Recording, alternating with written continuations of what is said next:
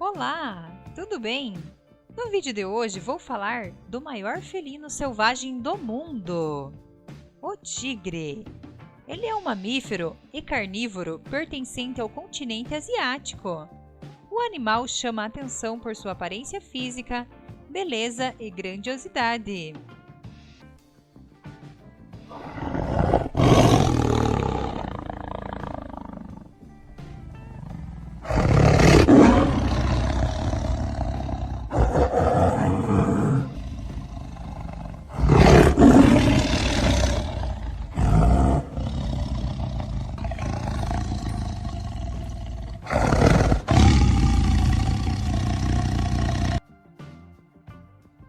O tigre é um animal com curiosidades fascinantes.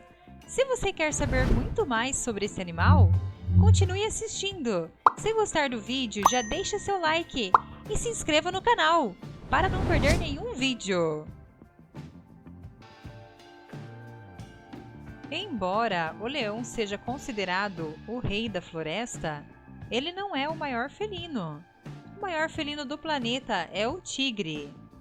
O animal pode medir cerca de 2,20 metros de comprimento e a sua cauda pode chegar a mais de 1 metro, totalizando cerca de 3,20 metros. Em relação ao peso, o tigre pode chegar até 300 quilos.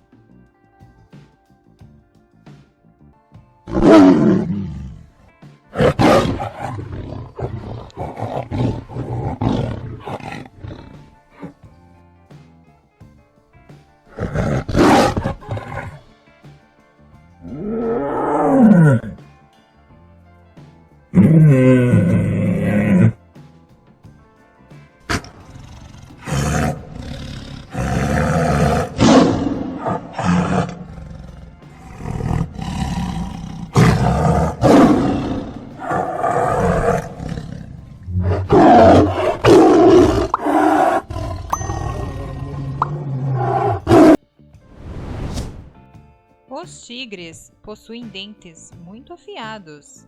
Seus dentes são muito robustos e um pouco curvados. Além disso, os dentes desse felino são os mais longos entre todos os felinos do planeta. Eles podem medir até 10 centímetros. Se alimentam de uma grande variedade de animais. A sua caça favorita são os animais de grande porte, de 20 quilos ou mais, como alces, porcos, vacas, cavalos, búfalos, dentre outros.